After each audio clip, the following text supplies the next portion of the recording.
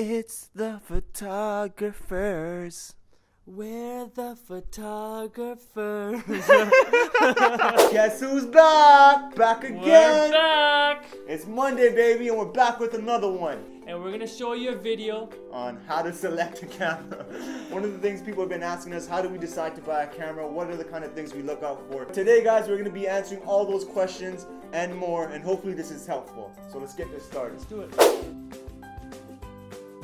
First camera on the market, the point-and-shoot camera, very price effective, maybe 50 to maximum 200 bucks is kind of what you're looking to spend. The name itself gives it away. It's compact, fits in your pocket, ladies fits in your purses. It's great for general use. You don't really need much knowledge to use it. So as you can see, GB listed out all the advantages when we're dealing with compact cameras, but there are a few disadvantages. Because of the fact that it's compact, the sensors within these cameras aren't the greatest, so the quality suffers. You can't really focus where you want to focus. There's not that many focus points, or if any at all. And nowadays, with the advancement in technology, you're better off with your phones. In our opinion, you might as well buy a cell phone over these kind of cameras. Number 2, the mirrorless camera. The price point is around $400 to maximum about $800. The mirrorless camera, it doesn't have a mirror. So that means the design, it's much smaller. It's compact, it fits in your pocket. Similar to a compact camera. With the compact camera, the sensor's a lot smaller. The mirrorless cameras, the sensor's a lot bigger. That means better images, more likes on Instagram. The lenses are interchangeable, so you can zoom in and get a shot, you can get a nice wide shot, you can mix and match, you can change up your lenses. So when we're talking about mirrorless cameras, as GB mentioned, it does have its benefits, but it does also have its downfalls. It does make it compact, but it affects your ability to shoot. It makes it tough when you're trying to shoot action shots or shots with a lot of motion, because when you have a viewfinder, you're pretty much able to see what your eyes are seeing. But without it, you're getting an electronic version of that, which tends to lag, and as I mentioned, it does affect your ability to shoot.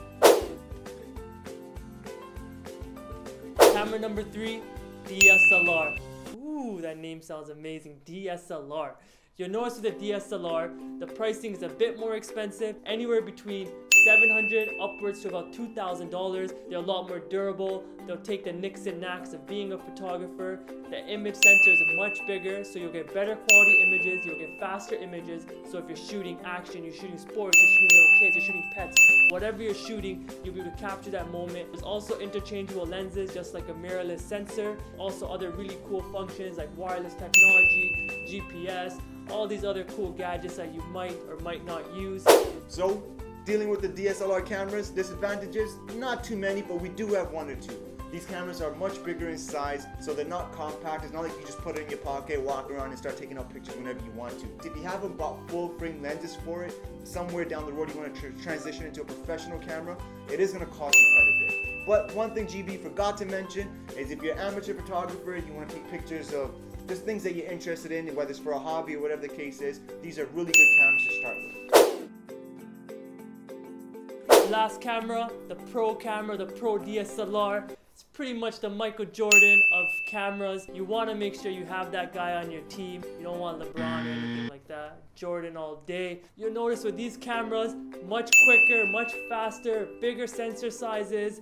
That's pretty much it. The Pro cameras is just the way to go. And he's gonna make a LeBron comment now, but Jordan all day. Before I get to that comment, there really aren't any other disadvantages with these kind of cameras, so we do recommend them if you do have the option of spending high dollar values on them, because they are about $4,000, $5,000, $6,000.